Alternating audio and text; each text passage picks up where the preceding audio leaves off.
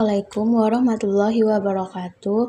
Perkenalkan, kami dari kelompok 1 yang beranggota 4 orang. Saya sendiri Amanda Aulia Fitri, yang kedua Putri Juliani, yang ketiga Satria Nugraha, dan yang terakhir Indra Weli Siagian.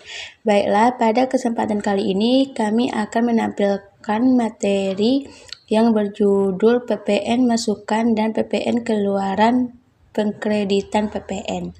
Adapun latar belakang dari materi tersebut ialah pajak adalah kontribusi wajib kepada negara yang terutang oleh orang pribadi atau badan yang bersifat memaksa berdasarkan undang-undang dengan tidak mendapatkan imbalan secara langsung dan digunakan untuk keperluan negara bagi sebesar-besarnya kemakmuran rakyat.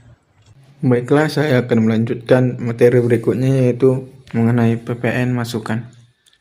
PPN masukan atau juga dikenal sebagai pajak masukan merupakan pajak pertambahan nilai atau PPN yang dikenakan ketika pengusaha kena pajak atau biasa disebut dengan PKP melakukan pembelian terhadap barang atau jasa kena pajak atau BKP_JKP.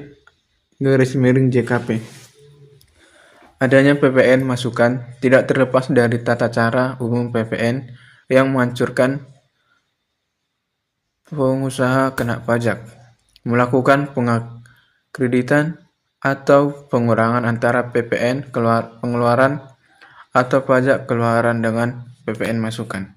Tentang PPN keluaran. PPN keluaran atau PAT out adalah pajak yang digunakan ketika PKP atau pengusaha kena pajak melakukan penjualan terhadap barang kena pajak atau jasa kena pajak. Hal ini digunakan sebagai pelengkap transaksi yang dilakukan sebagaimana yang telah tercantum dalam Undang-Undang Pajak Pertambahan Nilai atau Undang-Undang PPN. Ketentuan terbaru terkait PPN atau e-faktur juga diatur dalam Undang-Undang Nomor 11 Tahun 2020 tentang Cipta Kerja. PPN disebut sebagai pajak objektif karena dalam pemungutannya PPN menekankan pada objek yang dikenakan pajak. Pengenaan pajak keluaran diawali dengan penetapan tarif barang, lalu dipungut pajaknya oleh penjual. PPN pengkreditan masukan dan keluaran. Pengkreditan faktur pajak masukan tidak bisa dilepas dari definisi faktur pajak masukan. Secara sederhana, faktur pajak masukan adalah faktur pajak yang dibuat ke PKP yang telah membayar pajak pertambahan nilai atas barang atau jasa kena pajak. Jika dalam suatu periode masa pajak nominal pajak keluaran yang dilaporkan lebih besar ketimbang pajak masukan, maka selisihnya merupakan PPN yang harus disetorkan oleh PKP. Penyetorannya wajib dilakukan paling lama akhir bulan selanjutnya setelah berakhirnya masa pajak serta sebelum SPT masa PPN disampaikan. Terus, batas waktu pengkreditan pajak masukan. Dalam dunia usaha, tak jarang terjadi kesalahan administrasi yang sering dilakukan tidak sengaja.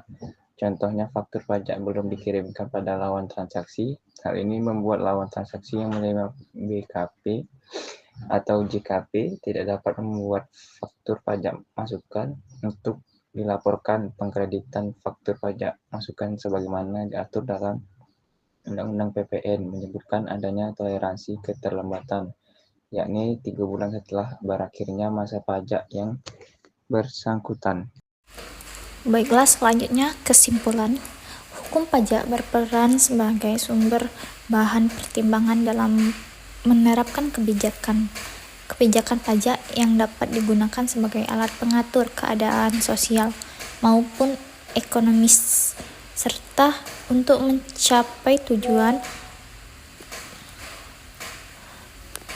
belainan rekonsiliasi atau koreksi fiskal adalah proses penyesuaian atas laba komersial yang berbeda dengan ketentuan fiskal untuk menghasilkan penghasilan neto atau laba yang sesuai dengan ketentuan perpajakan. Dengan dilakukan proses rekonsiliasi fiskal, maka wajib pajak tidak perlu membuat pembukuan ganda, melainkan cukup membuat satu pembukuan yang berdasarkan SAK. Setelah itu dibuat rekonsiliasi fiskal untuk mendapatkan laba fiskal yang akan digunakan sebagai dasar perhitungan PPh. Baiklah, sekian dari presentasi dari kelompok 1. Jika ada kata, kami mohon maaf, kami akhiri. Wassalamualaikum warahmatullahi wabarakatuh.